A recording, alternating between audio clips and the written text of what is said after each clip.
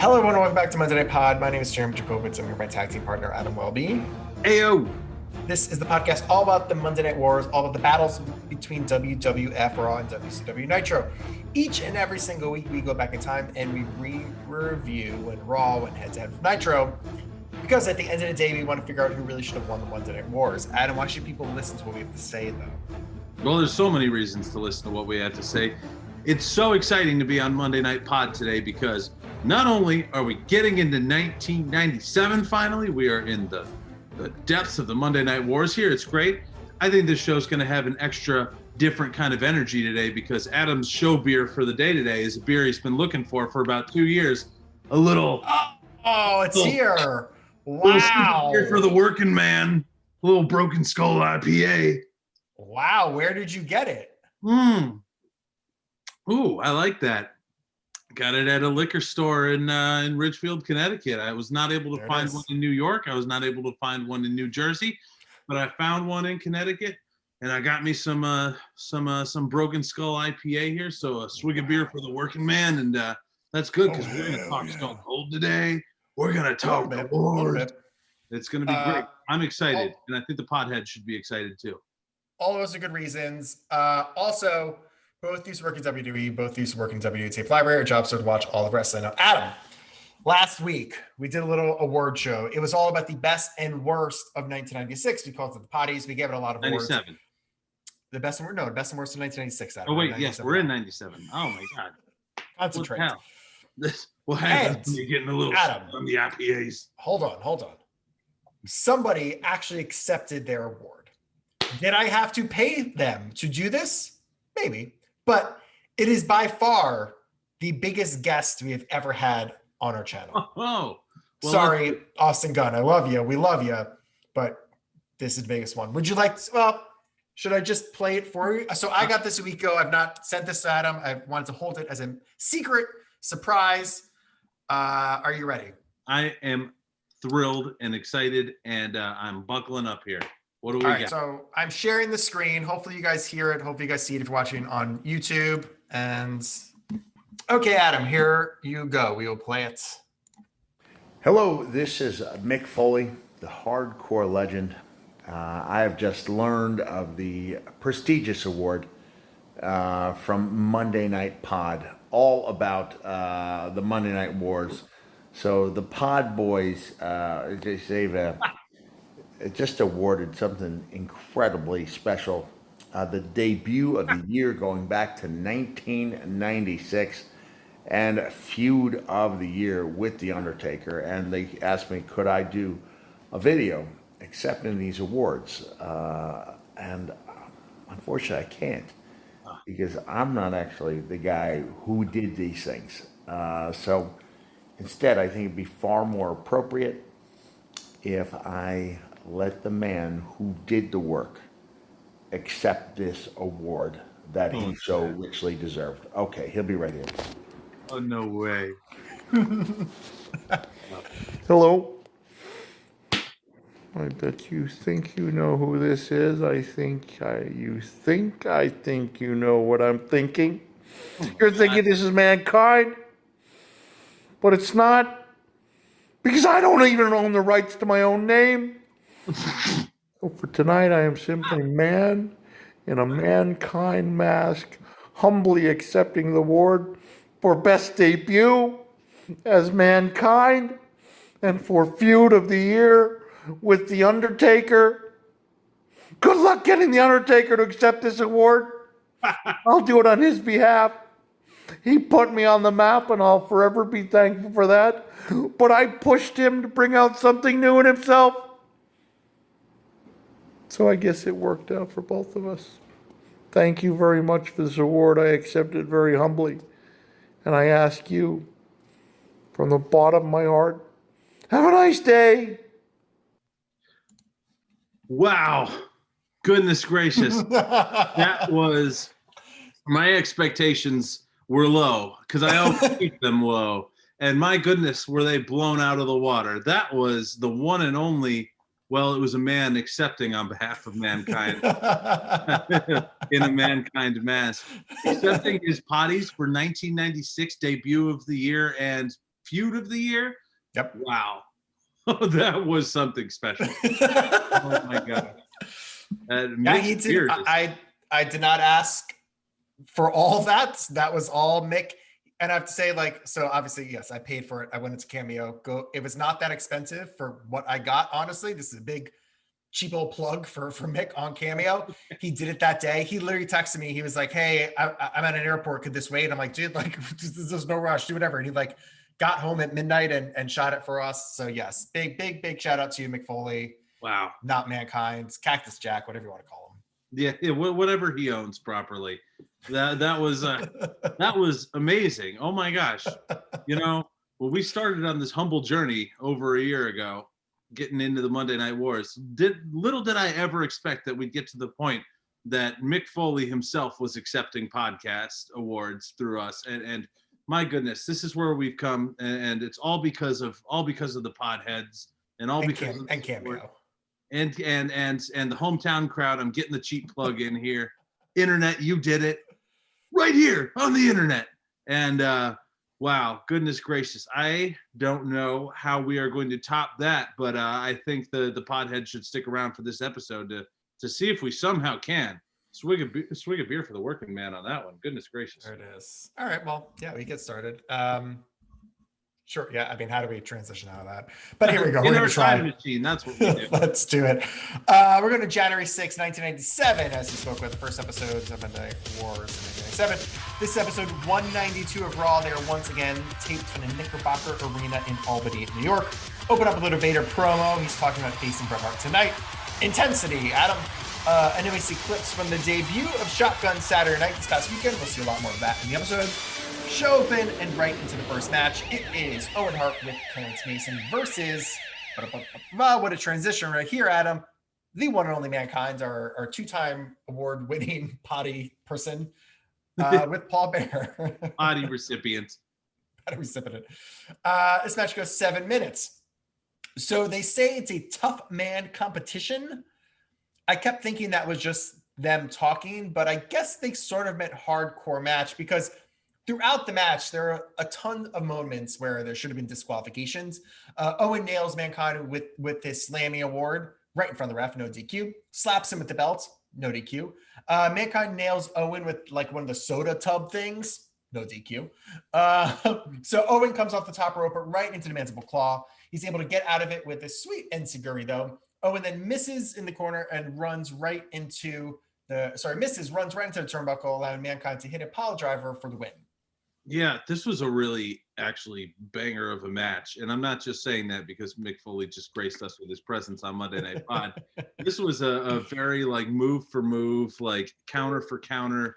Like these guys had, for everything they were thrown at them, they had an answer for it. And it wasn't one of those style matches where it's just one person on top the entire time, then another person gets on top for the rest, and then someone has the comeback like we're so used to in some of these throwaway Raw matches. Like this was not a throwaway Raw match. This was actually really good, and these guys were going at each other, and I really enjoyed it. Hell of a way to start the show. Yeah, like a very early hardcore match in WWE. Yeah. Who would have known? You start tough man competition. Yeah, right. You start a show with Mick, and that's how you make a special show. Who knew? There it is. Yeah, we book it in the same way. Me and Vince are on the same wavelength. We go backstage to Shawn, Jose Lothario, and Jose Lothario's son. Sure. Vince does one of his favorite magic interviews where there's no way they could actually hear them, but they all respond to Vince the King. Basically, Shawn talks about winning the title at the Royal Rumble, and he will be out at ringside tonight for the Vader Bret Hart match. Mm-hmm. Yep. That's and Pete Lothario will be around. I guess we've established that Pete Lothario is a thing. Yes. Next up, we get more highlights from Shotgun Saturday Night. We see the debut of the Flying Nuns who were there with Brother Love. They won't last long, Adam, so soak it in. What confused me, I am, trust me. So they became the Headbangers, Mosh and Thrash. What surprised me about this, because I've never watched an episode, I don't think I've ever seen an episode of Shotgun. I don't know if I got to it when we were in the tape library, and it's not on the network, unfortunately. Vince calls it the first ever mixed match in the WWE. So they are going full on that they're actual women nuns. I thought it was just a big joke. Yeah. I mean, but according to Vince, they're actually supposed to be women. I mean, you can't be a male nun. So That's what I mean. And he says it's the first ever mixed match because anything happens on Shotgun Saturday Night. it's quite interesting the amount of gimmicks that that Mosh and Thrasher sort of got to get thrown into over the years. And you know, when there was it Mosh who had the Leave It to Beaver style with Mrs. Beaver cleavage? That was it. Yeah, I do not remember which one is which. Sorry, boys. No, but you know what? I mean, that tag team was one that we would always talk about in when we were in the WWE tape library, and we'd be going through everything, and you know, we're working with people who had the deepest of wrestling knowledge and people who had opinions on tag teams that could work, or even singles people that could work, from you know, all the way from the 70s to the modern days. And the Headbangers were always a couple of guys who people would talk about. Like, those were impressive workers always. Like, even when they got a run in 2016. Yeah, I was about to say, even they had their short little run back in 2016. But I'm trying to get through here right now and see if I can figure out. Whichever one is Chaz, that's the one who became, because once he stopped being Beaver Cleavage, he was Chaz. It was Mosh. Mosh was Beaver Cleavage. Okay. Did Beaver even debut in the ring ever? I don't remember that. I don't remember. No, I don't remember. Whatever. We'll talk about that. That's a tease for 3 years from now. Anyway, next up, it's Fake Diesel and Fake Razor versus Phil LaFon and Doug Furnas. Adam, all four men we talked about never seen again. I mentioned that probably wasn't a big possibility. So all of them, just because of fate and the wrestling gods, they put them all in a match together for us. This match goes 9 minutes, 15 seconds. Honky Tonk Man is out there in commentary. He remembers looking for the next greatest showman in the world, whatever, the next Honky Tonk Man. Basically, the story of this match is, I think Furnas, and this is the story of the tag team, what we've mentioned countless times, is Furnas and LaFon are very good. Yeah. They're crisp. They're good workers, but I don't care about any of this, especially because it's Fake Razor and Fake Diesel. Anyway, they hit the Doomsday device on Fake Razor and they win. Yeah, they have like tons of tandem offense, and they're really like kind of fun to watch. And they're talking about how they're going to be actually facing the Flying Nuns a couple of times on there, and hyping that stuff up. I was thinking that Fake Diesel in this match, I started seeing a little more Kane-esque movement to him. I don't know if you're catching that at all, or maybe it's just an obsession with Kane. I was probably looking at my phone during this match. It was actually a pretty decent match, though. It was. Yeah. I just don't care. And here's why.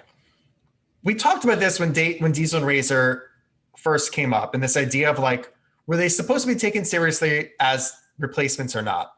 And the moment they debuted, it was very much of, these guys are fake. It's a whole JR storyline. This isn't real. They pounded us over the head of like, this is fake. We're admitting this is fake. This is the storyline. But that seems to have gone away. Yeah. And now they're just Razor and Diesel. Yeah. And it's just like, but they're not. You actually had an interesting storyline here. And you just, fuck it. What? Yeah, Vince does. I want them off my TV. Yeah, he is straight up referring to him as Big Daddy Cool and stuff like that. And I guess we don't have JR with them anymore. So right. So what is the point of all this? That's my question. And we'll find out that like JR's there. It's not like he's not in the building. Yeah. But you know, I digress. Nonetheless, a decent almost 10-minute match here that they gave him. I'm pretty sure that these guys are dead and buried now, though, that they have had a clean loss to Furnas and LaFon. I hope so. But c'est la vie. Next up, they talked to Bret Hart backstage, and he talks about Shawn being ringside for his match tonight against Vader. Vader is big and stupid. Oh, my You can use the Alexa app. Facebook Porter is talking to me. I didn't say anything close to why it should say that. I don't know. Whatever. We're recording all of our things everywhere. Thank you, Zuck. Where the hell am I? Anyway, he's all pissed off, and then he hears Sid's music and bounces. Yeah. Short interview. Short interview. Boom. Next up, No, I've been skipping over these Adam and George Royal Rumble commercials since the first one, but this one I think actually had a moment that was interesting. Again, I don't have to get into what they are. We talked about it a few weeks ago, but George is an Austin 318 sign. The joke is that he screwed up the sign to 316, but this is our first real confirmation that Austin 316 is a thing. Yeah, that at least on Raw, it's our first real. Yeah. So Austin 316. I guess it's a thing. We've been waiting. Who knew Austin 318 was almost a thing? Because Austin hasn't come out with the shirt yet, right? No, he's still. I mean, he's still in he's still in the ringmaster gear. You know, it's just black trunks.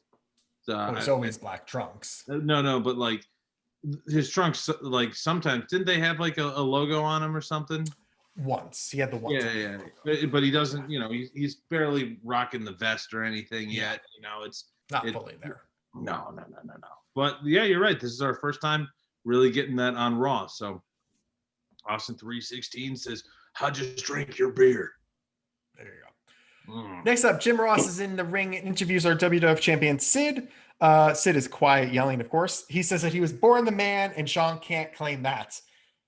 Here comes Shawn with Jose Lothario, so he can do commentary for next match. Shawn gets on the announce table and does a strip tease for Vince. Interesting. Hence our couple of the year last year. Sid is just sitting there waving at him. Sid apologizes, and he can't stop laughing at this. Like he's like a crazy person laughing. But he doesn't apologize for what he had done to Jose Lothario at Survivor Series. He apologizes for what he's going to do to Shawn Michaels at the Royal Rumble. And what he's going to do tonight. We shall see. Next up, it's Bret Hart versus Vader. This match goes 8 minutes and 45 seconds. Before the match starts, we clips of Taker tombstoning Corny at Superstar taping yesterday. We saw Corny is not ringside Vader. We see Stone Cold watching this match from backstage. Interesting. Vader goes to where you open up to the camera and watch the television next to you at the same time. Do you see that bit with Hardy teaching the Young Bucks how to do it? Yes. You're the one that talks about blocking, Adam. Yeah, I sure do. Anyway, Vader goes to a Vader bomb, but Bret is able to lift his knees up and start his comeback. Shawn makes one of Bret's 5 moves of doom, which is pretty funny. They spill to the outside, and we see Sid walk out and grab a camera, and he says, "Come with me." It's very like Batista-like. With the ref distracted, though, Austin runs out and does something to Bret. It's in the background. Vince says he hits a stunner. We'll say it's a stunner. We didn't really see it. It wasn't very. Yeah, we did not see it. We just hear that it happens. Vader then gets Bret back into the ring, hits a Vader bomb, and pins him clean for the win. I love it. A good clean win with main event talent on Raw. Are you kidding me? Well, it's not super clean, but at least it's a clean pinfall. Well, it's not like he got decked with a title belt or with a Stone Cold Stunner and then got covered for the pin. Like he got Vader took his finisher. That's true. Yeah. Well, at this point, we go backstage and Sid is murdering Pete Lothario. So remember, Shawn is on English commentary. Jose Lothario is currently on Spanish commentary. Shawn runs to the back, but Sid, before he can get there, Sid literally breaks Pete's back on a table. Like he powerbombs him onto a table, and the table does not give. And he just takes it. Yeah, it's not even, doesn't even look like one of those gimmicks tables. It is it's like a legit table. Yeah, thick wood folding table, and it just boom, boom, and then he falls off of the side. Which is way more brutal. Oh, so much more brutal. Anyway, apparently we went to commercial because we come back from a commercial, which is not a commercial break. But anyway, we come back, we see replay. Shawn is backstage, just losing his mind. Audio's going in and out, and the show goes off the air with a slow-mo replay. Audio is slowed down as well of Sid power bombing Pete. It's literally like, yeah, yeah, that's Raw. Jer, I like that Raw. Yeah, you like the tag team match a lot better than I did. So to me, the middle sort of died for me a bit, but overall, pretty fun stuff. Yeah, I mean, it was still stupid. Like, don't get me wrong, but like, it was a good match with those guys. It wasn't a punch kick match, you know. It wasn't like that's true. Like they're wrestling. Yeah, there was some. They're wrestling. Yeah, there was some cool things, and And overall, I thought the show flowed pretty well. I thought the energy was good. Like, I was into it, man. Like, this is a strong Raw. Yeah. How are you feeling? Yeah, I feel better about it talking about it. I guess. Yeah, there's a lot. Yeah, there's a lot that happened. I guess I liked it. I like the way it ended. I think it peaked at its end, which is always what you want. Yes, absolutely. It left me intrigued for more, which is great, especially considering that we're 3 months into the Shawn Sid feud right now. So like they're still keeping it, like they're still doing things to keep it interesting. That's great. That's what you want to see. But this wouldn't be Monday Night Pod if we only talked about one show, Jer Bear. No, Adam, we could go to WCW Nitro now. This is episode 69, and they're live in the Monroe Civic Center in Monroe, Louisiana. Woo. Anyway, start off hot, Adam, super hot. The first match of 1997, Glacier versus Bobby Eaton. This match goes 2 minutes, no entrance for Eaton. Good sign. The only note, the finish is a chronic kick. Who cares? The ring canvas looks very loose throughout tonight. It's not tight. It looks like the guys could slip and trip over it. It's so loose. Yeah, I could see that a little bit. Maybe because it's so humid down there in Cajun country. They had to keep the ring canvas a little looser. Yeah, you're right. Your first Nitro of '97, and I mean, it's just it's tough watching it in retrospect this way because I remember as a kid thinking that Glacier was the fucking coolest. Like, he's kind of over. Yeah, I mean, it's all obviously like Bischoff's in love with the gimmick, and a lot of sizzle with not a lot of steak. But I mean, yeah, you're right. He's over, and people are into it enough. And it was a relatively short match, and it's I guess it's 2 minutes. Who cares? Yeah, it's who cares. My only note is Glacier wins. Like that's. Chronic kick. That was my only note. Yeah, like I have everything I need to know off of this match just with that. Like we get a badass Glacier entrance, and then there's some karate moves, and then he wins. Duh. He's kind of like Goldberg. Yeah, you know what? They built them the same way. Yeah, in a way. If Glacier also like caused dozens of career-ending injuries, then like. And was one of the worst of all time, then yeah, absolutely. Drink that goddamn Bret Hart Kool-Aid. I disagree with all of that, but we could talk about that in 2 years. Anyway, next up, Tony Lowry talk about what's to come. Talk about Piper really winning at Starrcade and then wanting him to be the leader of WCW. They need to sign him. They then talk about Big Bubba and the Conan feud. Guess why, Adam? Because next up, it's a Mexican strap match between Big Bubba and Conan, who has Jimmy Hart in his corner. This match goes 6 minutes. So, Adam, what makes a Mexican strap match different than a regular strap match? I'm glad you asked, Jeremy. It is because the strap is, instead of made with leather, it is made with, hold on, Spanish to English. What is the word for, oh wait, God damn it, Google, you're fucking me right now. Oh well, whatever. I was gonna say the Spanish word for leather, but then Google got in my way at the time. So here's my bigger thing. We talked a lot about how moves and sometimes gimmicks are called certain things only because of the wrestler that's using them, right? Mm-hmm. So you can make the argument that, well, Conan, so why it's a Mexican strap match. There's only one issue with that, Adam. Conan's not from Mexico.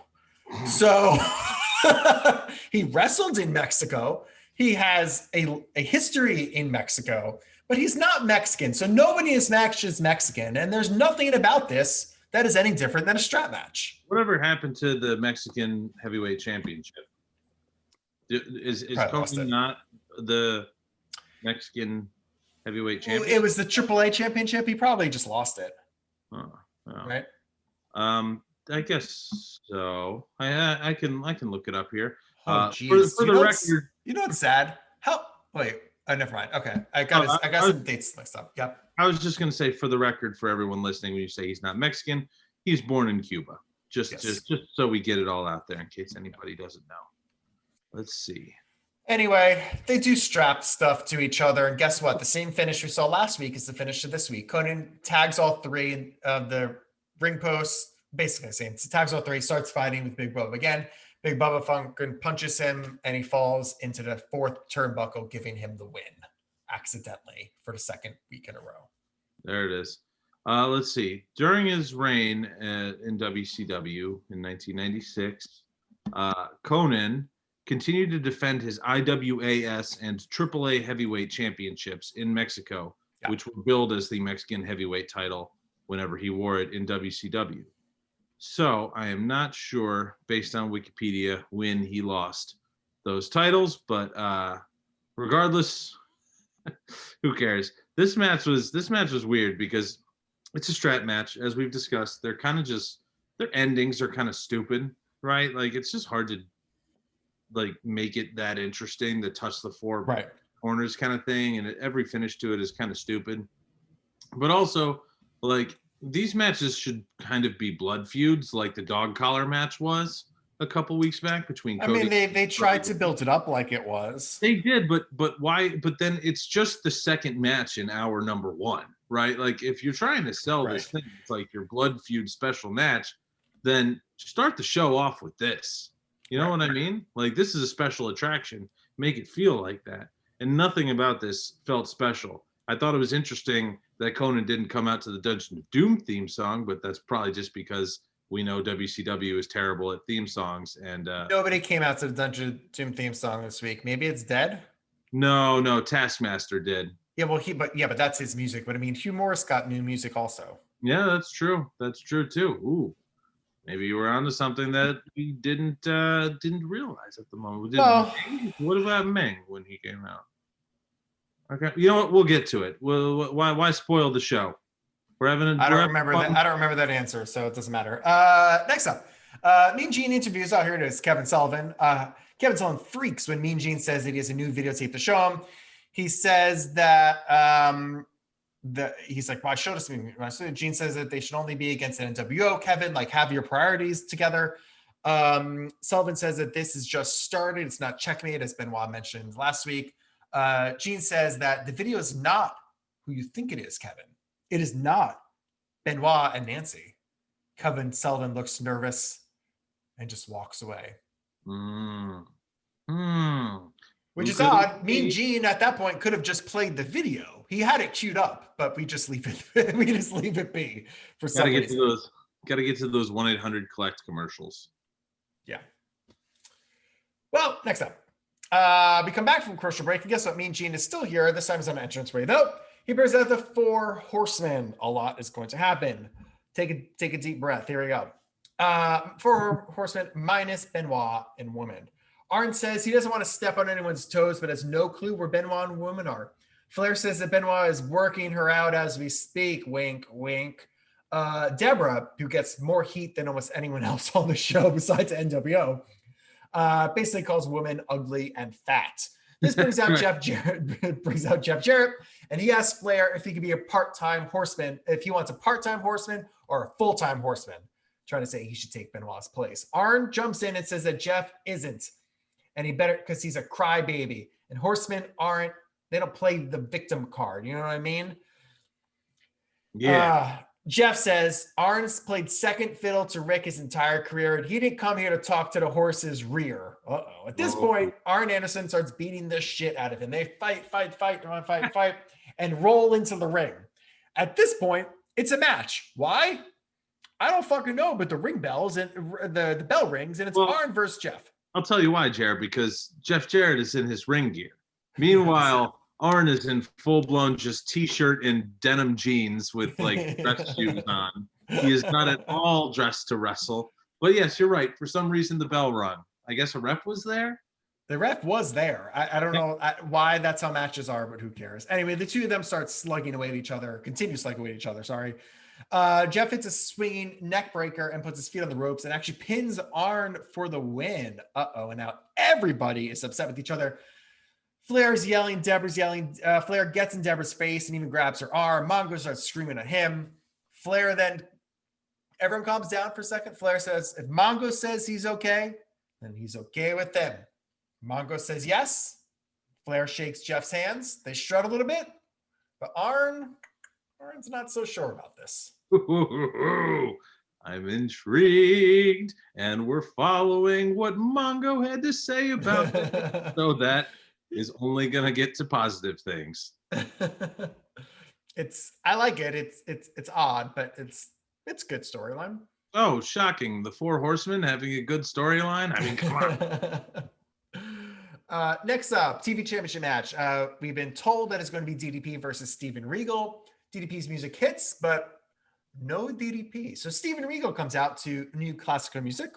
Lots of new music here in 1997. And instead, it's Duggan. Why? I don't fucking know. Why does he get to have the match? I don't fucking know. Why does he get the TV title shot? I don't fucking know. But here we go. That's the match.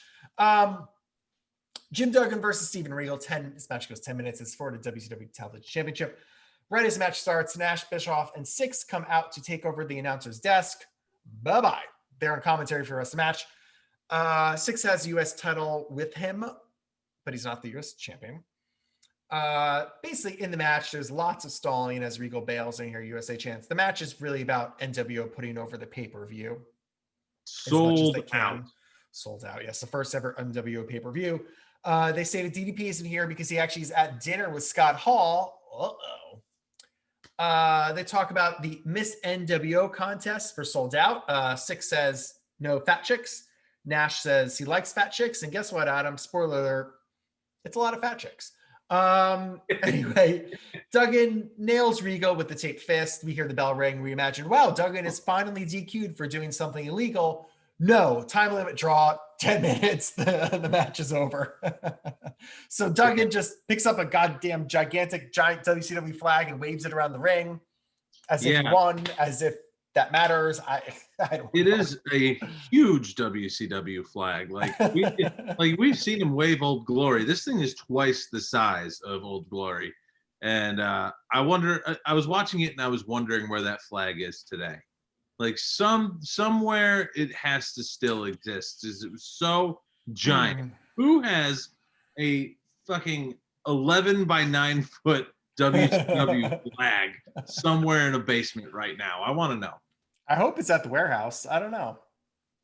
There were a lot of cool things at that warehouse. A lot of nifty things. I saw some social media post recently that was like they uncovered the Corvette that Stone Cold filled with concrete recently. I saw that. I guess they sold it since we were there. Yeah, I just thought it was like weird that it says like uncovered because like we knew exactly where it was. It was just no, but someone owns it now. Maybe. That's what the story was. So my guess is at some point from when we left WWE, they got rid of it. They sold it to somebody. How much do you think somebody paid for a Corvette filled with concrete that Stone Cold tortured Vince McMahon with? $1 million. That's where Vince got all that money for when he was like trying to give it away to fans, and it was that's what it was. On live TV ever. Oh God, good times. Anyway, the TV title stays with Lord Steven Regal for now. Yes.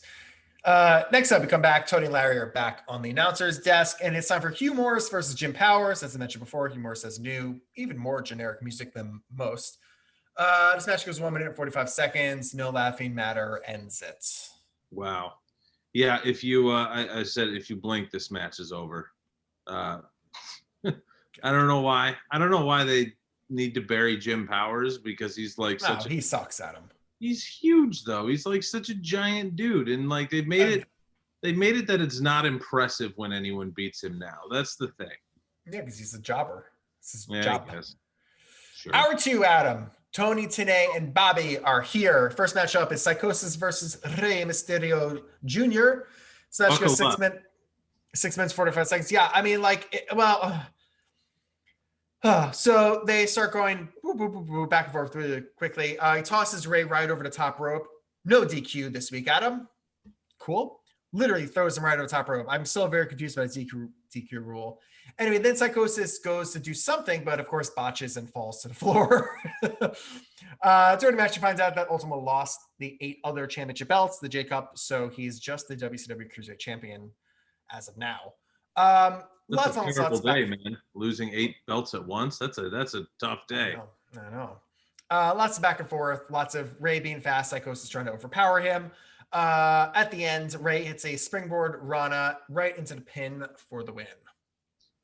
Yeah, this match was breakneck pace from the very start, and I say breakneck because Psychosis almost broke his neck probably 3 times in this match. It felt like one of those sloppy AAA matches that you see that are like totally crazy fast and cool, but also they're not very crisp. And yeah, like legitimately, like there was at one point where Psychosis was going to do that move where you jump up over to the top rope and sit out with both of your legs to flip backwards to bounce off of the rope. Right. But he like went too far into it, so he didn't have the right leverage to rotate back over. So he just kind of sits on the top rope and then falls straight back rather than getting the rotation. I mean, I really enjoyed the match, actually. Like for all of the botches took me out of it a little bit, but it was a fun sprint. Well, Ray had no Ray looked good. Talent. Yeah, that's true. Yeah, and his offense was really awesome. So I was having fun with this one. That's true. Next up, Kevin Sullivan with Jimmy Hart versus Chavo Guerrero Jr. This match goes 2 minutes and 15 seconds. Chavo actually starts out hot, trying to get the jump on Sullivan. At this point, we see footage of Sullivan just destroying Benoit with the chair at Starrcade, like one of those wooden chairs that just like explodes in a million pieces. Anyway, Sullivan's able to battle back, hits like a very weak looking double stomp, and pins Chavo for the win.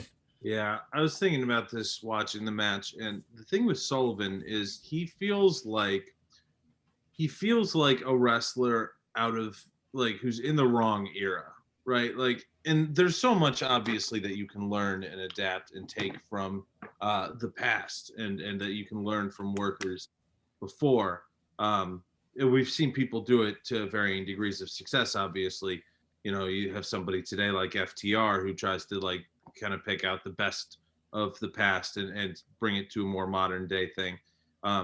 You have other up and comers. I know, like I saw on Twitter, like Will Hobbs has been studying a lot of Terry Gordy, trying to learn that power stuff. Sullivan feels like an Ivan Putski or something like that. You know what I mean? Yes, he's very out of place. Well, his look is very 1975. His look, his style, his promos are very modern, but everything about his just straight mauling, like worked fight kind of style that he has to him, and the double stomp on the ground for his finish all feels very 1975. I'm glad that it was kept as short as it was, because we've seen Chavo do some really cool stuff even at this young age here. So it sucked that he wasn't able to kind of like get moving, but like I understand why they're doing what they are with Sullivan right now. I understand the story they're telling and where they're going with it. So, whatever, we got it. Sure. Next up, we see clips of the NWO destroying Piper's hip last week, but we see exclusive clips that we did not see at the end of Nitro of him being put into the ambulance. He is just screaming gibberish for like 5 minutes as he's being put into the ambulance. They're not doing a very good job to protect his hip either. The goddamn thing's rattling away, and does not look pleasant. They're trying to figure out what Piper is screaming, but it's just, as I said, gibberish. Gibberish. Next up now, WCW US title matches US titles on the line. Alex Wright versus our US champ Eddie Guerrero. This match goes 9 minutes. Eddie, of course, does not have his belt, as you saw earlier. Syxx has stolen the belt. He took it from Starrcade as soon as Eddie won it. This is all leading to a match that sold out, a ladder match. So we will see Syxx come out with a ladder and sort of sit on top of it the first time that trope happens. Yeah, and he's wearing his belt at the time. Yes, and he has the belts. Yep. Anyway, this does not distract Eddie as much as it could. Eddie is distracted for a second, but it's not enough because Alex Wright tries to roll him up, but Eddie kicks out. Eventually, Eddie comes back, hits a superplex, follows that with a frog splash, and pins him for the win. A very stiff frog splash. I don't know if there was an ounce of Eddie that did not land on Alex right there. This was a really good match, though. This was like very technical in the start, and it's one of those matches, like I'm telling you, it's a very good match, but you could find like a full minute of rest holds in this, like in a row early on. But it's just one of those things where they were just really trying to like out technical maneuver each other early on, and then it got into the big moves and the reversal for reversal. Like this was a good match, and we knew that Alex Wright was capable of this kind of stuff because we've seen Alex Wright work really incredible rates before. He actually had a series of moves that I thought somebody should take today. I thought he was going to hit 3 of them, but he hit 2 of them in a row. He jumps up, gets both of his like feet around Eddie's head, and then like does a like twist. So it's not like a head scissors, but he's like still taking him over, but like just with his feet around his head, so kind of his ankles are at his ears, and it was like really. It worked as a really good spot, like doing it back to back like he did. And I thought he was going to do them for like 3 and then do something like that. It's like, that's a pretty cool spot. Somebody should steal that as like one of their things. But I enjoyed this. I enjoyed this match a lot. Yes. Next up, the Amazing French Canadians with Colonel Robert Parker versus Harlem Heat with Sister Sherry. This match goes 4 minutes. My only note was, again, sure. Just chaos, complete chaos. And the two dummies accidentally hit each other with the flag. When I say the two dummies, I mean the Amazing French Canadians. They hit each other with their stupid French Canadian flag. Sorry to our French and Canadian listeners. Harlem Heat is able to take advantage after that. Hits the Heat Bomb, which I didn't know what it was called, but that's what they called it, for the win. Yeah. I thought it was funny, too, that they said to stand for the real French national anthem at the beginning and then sang "Oh, Canada." I missed that. Yeah. I think a couple of the announcers chuckled at it too. So yeah, Amazing French Canadians are there, I guess. Yeah, you're right. This match again, and then like this was the worst version of that match that we've seen. I mean, Sister Sherry and Colonel Robert Parker have been feuding for like 2 years. And they had no interactions at all in this match either. No, but their presence was known. Sure. Glad we can move on, though. Next up, Lex Luger versus Meng. This match goes 5 minutes. Big boy back and forth match. Sorry, I don't know that. Things keep talking to me in apartment. They're As not we like to ghosts. call it They're here just- on Monday Night Pod, though, a punch kick match. Yeah, a big boy punch kick match. Anyway, punch kick. Meng misses a splash in the corner. Lex is able to lock Meng in the rack. When he's up there in the rack, he accidentally kicks the referee. Referee's out. Barbarian runs in. He goes after Lex, but it's not enough. So Lex gets Barbarian in the rack. He's in the rack as the ref comes to. The ref sees Barbarian in the rack and just calls for the bell anyway. Sure. The announcers even make mention of it. They're like, wait, what happened? They're like, fuck it, who cares? It's the rack. What's the difference? They go, nothing you can do about it now. It was the ref's decision. Like Ming and Barbarian don't look alike, really. I won't say that they look nothing alike, but they don't look alike. You know, they have different hair. Yeah. And body. It is what it is. Yeah, sure. Crowd's hot for Lex though, so sure. That's why they only want to see the rack. They didn't really care about anything else. So I guess that's what he gave That's them. right. That's right. Sure. That's a theme that goes throughout the Attitude Era and the Monday Night Wars many times. The fans only want to see the rack. That's true. All right, Adam. Main event time. Here comes the NWO. This is a lot, so I will give myself a stretch, and then I will walk us through as best as I can what happens, because this segment is, 15, 20 minutes? Oh, it was when it was coming up, and I was like, oh, man, there's no matches left in the show, and then I checked to see, like, what was left in the show. I was like, oh, okay, all right, well, let's... Oh. Well, here we go. So the entire NWO is out here, led by Hogan, of course. He talks about beating Piper twice, once at Starrcade and once last week. He then talks about how he took down the Giant with just one swing. It took down the Giant. Well, the Giant's not pleased with that. He comes stomping out, and he is very angry. He takes out Nash, takes out Bubba, takes out Six. He's literally fighting off the entire NWO at this point. They're doing like the very like ninja movie thing where like only one bad guy is going after the hero at once instead of all going at him. So he's fighting them all off, but eventually they figure out at this point, he takes Nick Patrick and throws him out of the ring. And Nick Patrick takes just an awful bump.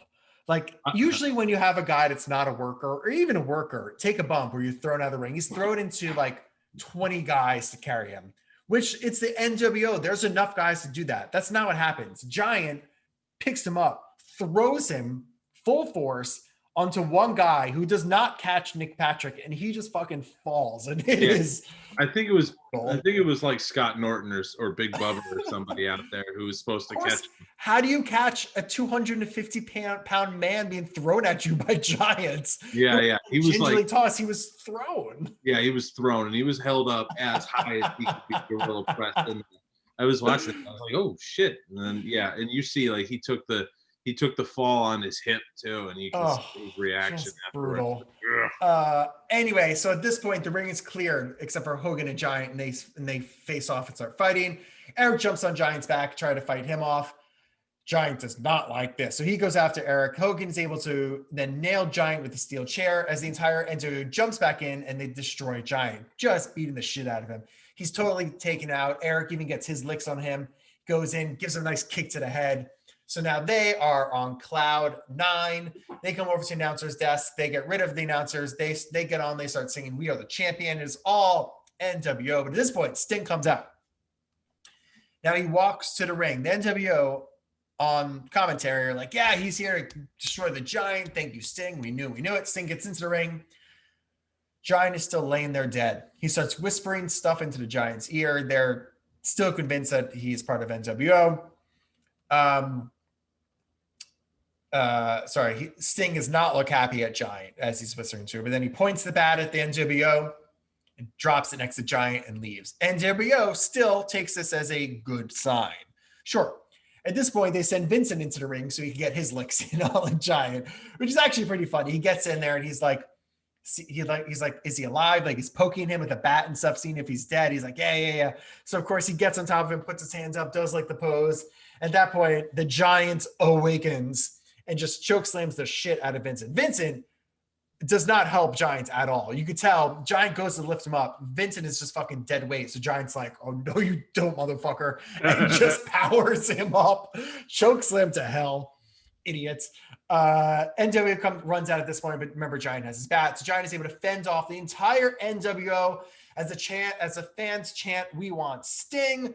We see an image superimposed of Sting looking on over the Giant as the show goes off the air.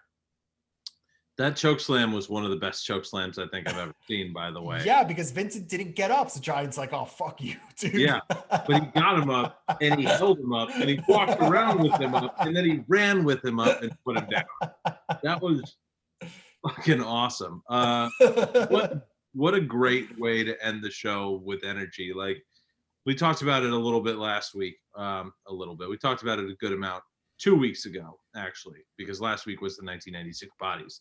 But we talked about this was I think they have had a incredibly successful face turn with the Giant right here. The crowd is very much behind him, even though they're chanting, "We want Sting." I mean, obviously that's because of where Sting is in this whole storyline right now. And it's been, 6 months since he's wrestled, at least? Like, yeah, just about, yeah. And like this is hitting all the right notes, this story right now. And the NWO look like they should. And I thought it was funny. Kevin Nash, he had his sunglasses and a bandana, and he was super tan. And I thought he kind of looked like Big Doc Gallows. Watching, I was like, that's where Doc Gallows gets it. But yeah, man, this was a great finish to the show. I really enjoyed it. And that's Nitro, and that is the Monday Night Wars for January 6th, 1997. Hot show. Shall I tell you what America thought, and then we'll talk about what we thought? Well, I have a suspicion I know what America thought, but you tell me how much. Yes, we are, of course, in the middle of 83 weeks, so Nitro does win. Nitro gets a 3.0 and Raw gets a 2.1. A little closer than last time, I believe. A smidge closer. Yeah.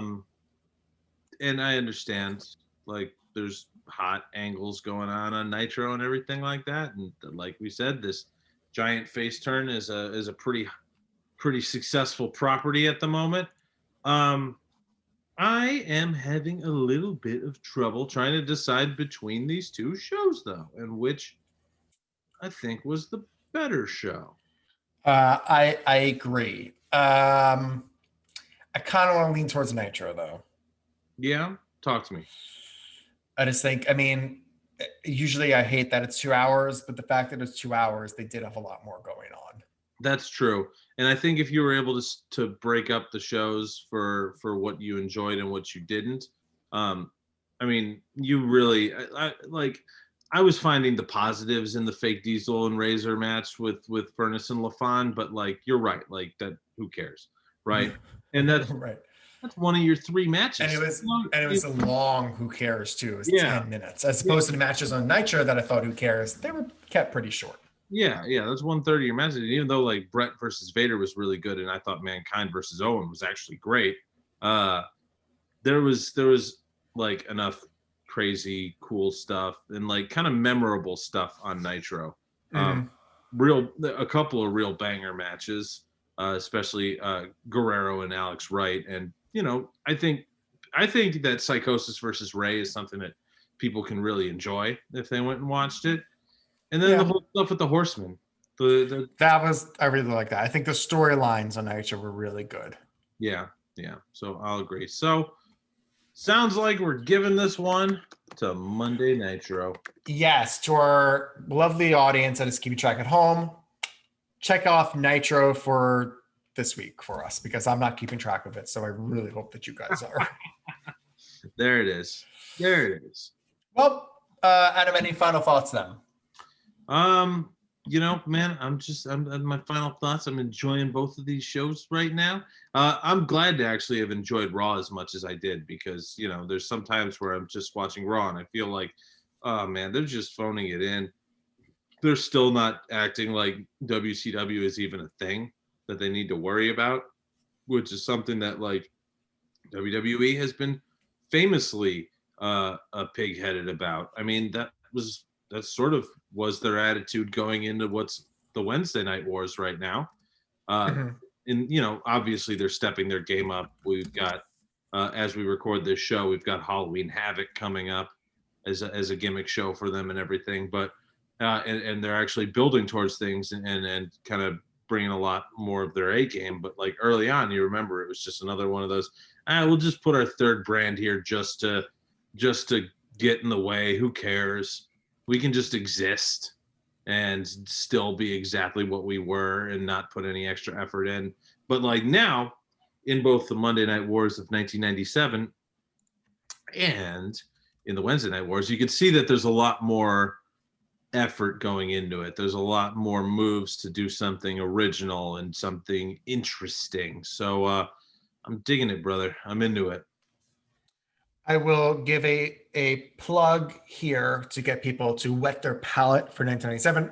WW is a great DVD that's also on the network. It is called Dawn of the Attitude.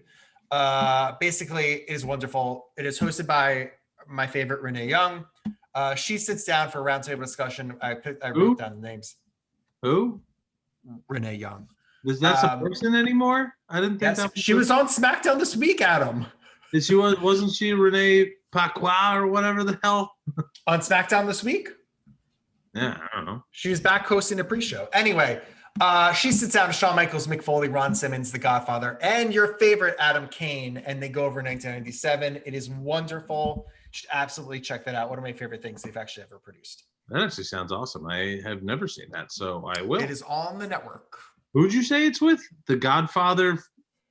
Shawn Michaels, Mick Foley, Ron Simmons, Godfather, and Kane all sit down in front of Young, and they go over the year of 1997. That is a all-star lineup right there. Yes. I like it. Yeah, all right. I guess that's it. I forgot to plug our stuff. Let us know who you thought should have won the Monday Night Wars. If you're watching this on YouTube, comment below, like the video, share the video, subscribe. You can tweet at us Monday Night Pod. You can Facebook at us Monday Night Pod. You can Instagram at us Monday Night Pod. You can email us info@mondaynightpods.com. Wherever you're listening to this on podcast platform, make sure you're following, subscribe. That is amazing. If you're specifically listening to us on Apple Podcasts, make sure to leave a 5-star review. Let us know in the comments below there you thought one, and then leave a beautiful review also. That's Why not? too. All these more, and as our very special guest, Mick Foley would say, Adam, have a nice day. Formula got us warning you. We're backslash. We put on Mac Cap, sitting VIP with blind man looking like Stevie. We nasty, sitting next to Regis and Kathy. Front row seats with blowfly. The crowd is so high. Tickets with popcorn. We rock born. No circus here, just horses in the unicorn.